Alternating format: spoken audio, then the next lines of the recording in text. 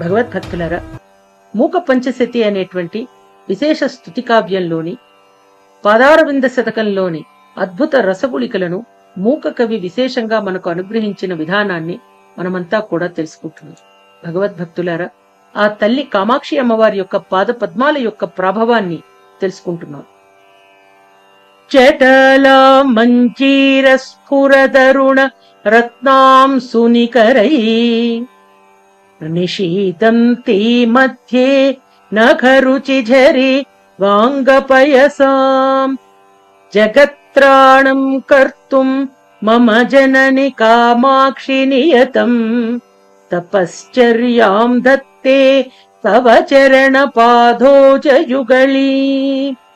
అమ్మా, అందెలలోని ఎర్రని రత్నాల కాంతుల గుంపు నీ పాదములు ధరించినటువంటి ఎర్రని జడల వలె ఉన్నాయి. కాలి